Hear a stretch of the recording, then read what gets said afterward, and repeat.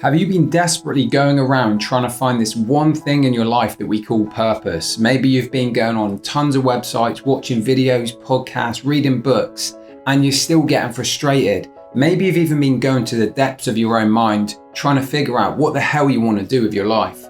Well, don't worry, because in this video, I'm going to share with you a stress-free approach to finding purpose and meaning in your life. Hey everyone, my name is Paul, I'm the founder of IntraLifestyle.com, and this channel is all about helping you live with greater health, happiness and freedom. I used to think that purpose was this thing that was so far out in the future that it was my mission to go after it with everything I've got. But there was a little bit of a problem with that. It was always so far away, so it felt like in the present moment something was missing. And that's exactly why I decided to look at purpose differently, so there's less stress and there's more freedom in how it feels in your day-to-day life. So if we look at what is a person's need for meaning and purpose in their life, and we look at a definition of it, purpose is the reason for which something is done or created, or for which something exists. Now, interestingly, this is more of a spiritual need. If we look at Maslow's hierarchy of needs, and we look at the fundamental foundations, the survival needs, the needs for food and shelter, and then we have love and connection and self-esteem needs. And then beyond that, we have self-actualization. Something greater than ourselves, a reason for being, why we're here. So if you're thinking about your purpose a lot, that's a good thing. It's showing that you want to grow. Human beings want more out of life. They want to grow, they want to create, and they want to become more. Now, if you spend some time in your day-to-day life observing other people, what you'll notice is that many people are living on autopilot. They're sunk into the depths of their inner world of misery and unfulfillment. Now, I know that might sound quite harsh, but it's the truth. Many people are living that way. Now, on the other hand, there's also a lot of people that are quite happy in their lives and they have meaning in the lives that they've created for themselves, and that's great. But I know there's so many people out there that are getting through their life. They feel stuck. They have a lack of meaning. They feel unfulfilled. And part of the reason is because other people have projected their ideas, their beliefs, their influences and expectations. And as we've grown up and we've taken these on, we haven't really thought for ourselves. What makes us happy? What life do we want to live individually? And when you start to get rid of all of that noise and you start to challenge it and you spend some time alone, you get some clarity around who you are and what you want, then you can find meaning and purpose in your day-to-day life. And the good thing is, it's a lot closer than you think. Every decision that you've made to this point in your life has got you to this point in your life. Now, I know some of you will say that you're not exactly where you want to be, and sometimes things happen that are outside of our control. But if you look closely enough, there's going to be a number of patterns in your day-to-day life, in your life experience, things that you've created and things that are linked to your purpose. Now, really, your purpose can be whatever you want it to be, but I want you to know that it's a lot closer than you think. And I'm going to help you get some clarity by going over some questions with you. And with these questions, write down the top 2 to 3 things for each one to try and create some answers and ideas, and then with all of them together you can start to identify some patterns and some clarity, and you might gain a sense of purpose within this exercise. Now, it may take you some time to go over it several times, but here we're going to go over the questions so that you can begin that. So if you haven't got a pen and paper, go grab one and we'll get to it. What subjects or topics do you talk about most often? Think about when you're spending time with friends or loved ones, or even work colleagues. Just think about the types of things that you would naturally want to talk about that come up for you quite often. And again, like I said, pick the top 2 to 3 things here. The second question, what do you spend most of your time doing? Now, you may say you're in a job you don't like, so you might think, well, that's not my purpose. But write down what you're doing. If you look at your 24-hour clock, note down the things you're doing, even outside of work.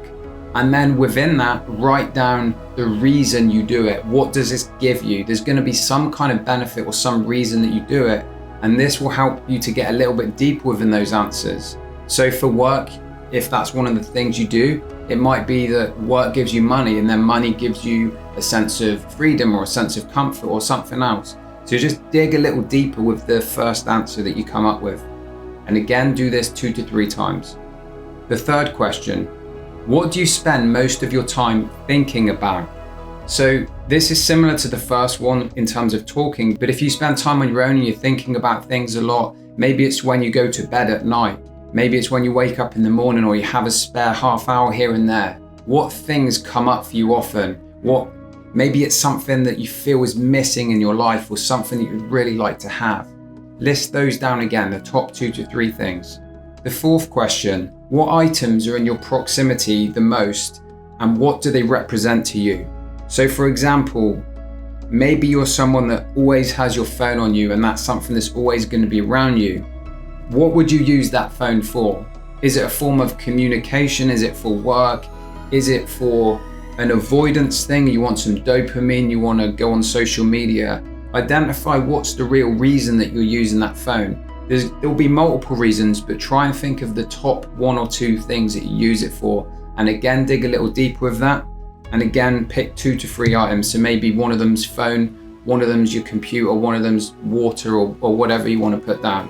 Just think about your environment, what is always on you. The fifth question, what do you love doing? So if you were to take away any financial concerns, you had ultimate freedom, you didn't have to show up at work at a certain time every day, and you could really just do whatever you wanted to do, what is it? What lights your soul up? What do you feel passionate about? What gives you energy? Think about that. Again, top 2 to 3 things. It doesn't have to be 2 or 3. If you've just got one that just jumps off the paper, write that down. Dig deeper. What does it mean? What does this thing give you? What do you like about it? What do you love about it? The 6th question is, what do you feel was missing the most in your life as you were a kid? Think about the early years. Was there something missing that you really craved? There was a void. Maybe you had some negative experience that you have strong emotional memories, and throughout your life they've created a desire to get something because it was missing in your childhood. Again, there could be 2 or 3 things here, maybe more, but let's just try and keep it within your top 3 things and think about those memories from your past. Now, there are many more questions that you could ask to help you get more clarity, and maybe you can come up with some of your own to do that. But when you do this, you'll find that there's certain patterns, people, influences, experiences, events, memories from the past, things that have had an emotional connection to you, things that you naturally feel drawn towards. Let me give you an example. For me, I knew growing up that there were certain aspects of my personality, certain things that I was always drawn to, and going through this process really helped me identify what it is that's true to me. You see, when we think about creating goals and visions, and we look at all the shiny objects, having a mansion, sports cars, planes, or whatever the thing is that you want, or you think you want, if you actually do this work, you can often find that what's actually true for you. And for me, my example was, I knew growing up as a kid, I spent a lot of time alone and having my inner sense of peace and calmness and harmony. And there's been many experiences throughout my life where when that gets interfered with, it impacts me. And it's come down to, this is a really part of who I am. My inner sense of well-being, my calmness, serenity, and they're things that I want to help other people with. So a sense of my purpose is to align my mind, body, my emotions, to create harmony and balance, and then to express that in my life through self-mastery and helping other people do the same. See, when you can tie it to someone else, or you can tie it to a thing outside yourself, that's what really gives it a lot more power. But ultimately, if you don't know what it is yet, don't be too stressed out, because it is a lot closer than you think, and it doesn't have to be this thing that's so far out in the future.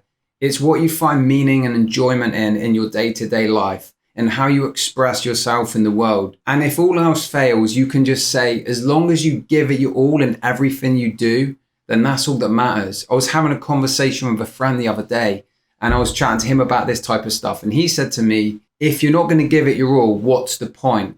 And that's a really great approach to anything you do in life, because when you do that and you show up and you give it your all, you're going to feel a sense of meaning and purpose within that. When you can spend time each day to quieten the noise of the outside world and to look inwards, you'll start to see more clearly the things that resonate with you, the things that really call you in this life. You're perfect as you are. You have hidden gifts that you need to share with the world, to nourish them and to let them blossom, and to express who you truly are. Eliminate the noise from the outside world, the projections from others. This is your life, your path, your purpose. Do what truly makes you happy. And if you're looking for some help on your journey and you're really feeling stuck, you want some more clarity, you want to dive deeper into what's holding you back, get clear on what you truly want and help you move forwards to that, then I'd love to have a chat with you. If you hit the link below this video, we can jump on a call, see if we're a good fit to work together and see how I can help you elevate your results to move forwards in your life. Thank you so much for watching this video and I'll see you soon.